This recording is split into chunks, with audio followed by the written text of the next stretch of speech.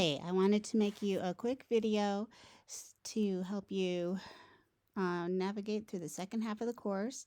I'm going to submit your midterm grades really soon, and if you have any questions about that, you can feel free to reach out to me. Now, a couple of things that you'll probably notice right away.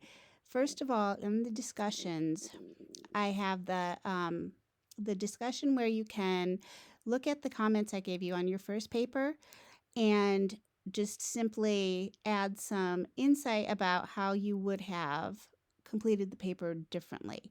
So, a few things to think about when you do this discussion, if you choose to do it are that the rubric that you need to look at is still in gender, still in lesson 7,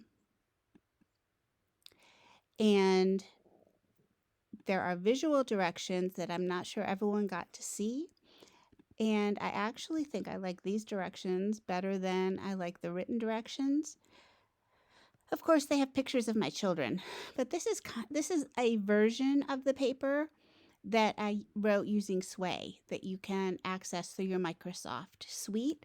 So consider using Sway to write your second paper, which is the only other required assignment for the class. And of course, you can bring in lots of pictures and lots of explanations and think about it like a visual narrative where you're telling a story. In your paper, of course, you're supposed to have quotes as well. And I just tacked on the quotes at the end here, which is not how you're supposed to use them.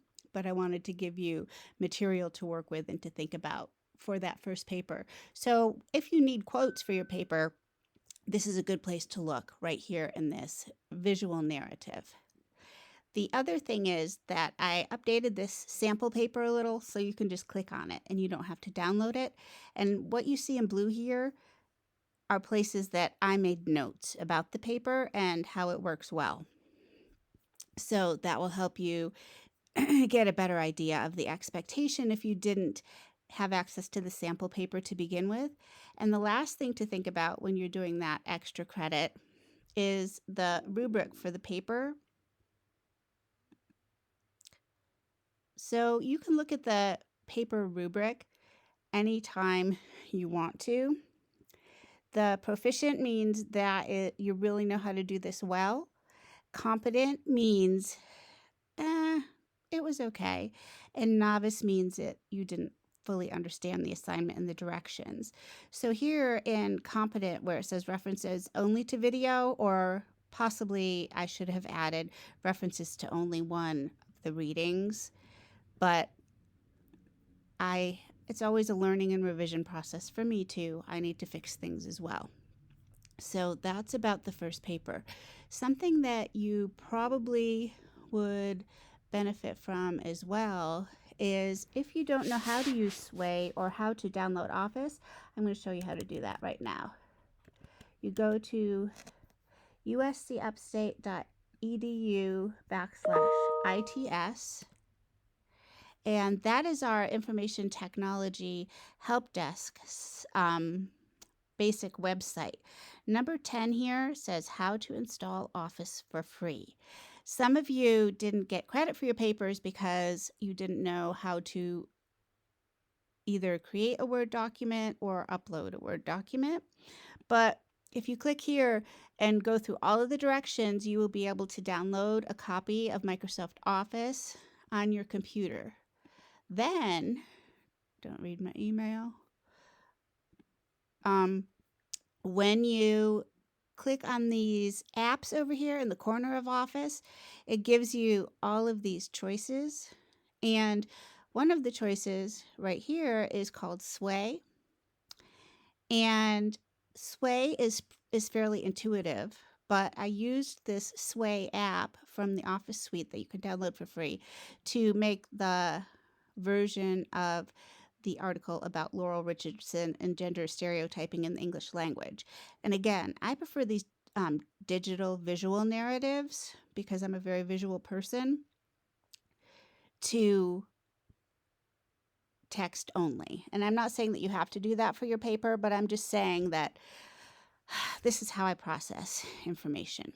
So I believe that those are the most important things that I had to tell you, but I also wanted to point out one more thing, and that is your reading that was already due for this week. And I know that it is midterms and you might not have completed it yet, but one of the readings slash listening assignments is in the uses of the erotic. And I have the podcast and the essay in several places to make sure that you see it, because some of you asked what my favorite reading is for the class, and this is my favorite one.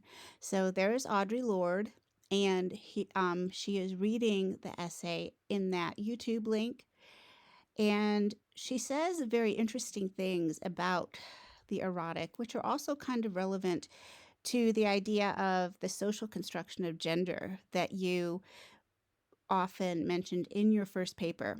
But I love this quote from Lorde. When we live outside ourselves, and by that I mean on external directives rather than from our internal knowledge and needs, when we live away from those erotic guides within ourselves, then our lives are limited by external and alien forms, and we conform to the needs of a structure that is not based on human need. So, in this sense, she is talking about the erotic, which has to do with sexuality, but also has to do with your sense of purpose, with your emotional spectrum, with how you love, with what you love, and what you believe in the world. The erotic means so many things. So, just like feminists argue that gender is socially constructed, what the erotic is also a social construct. And unfortunately, the construction of women's erotic horizon is largely pornographic, I would say, in dominant society. But Audre Lorde encourages us to think about something different. And men and women can tap into this something different that she talks about. She even suggests that our actions, our purpose can be informed around this idea, and that we could have a political world based on love and based on helping other people find joy and safety and happiness rather than on personal aggrandizement. So, how is that for a new idea of what politics could be? So, this has been a long video. I hope you all have a wonderful break, and email me or let me know if you have any questions. Have a great day.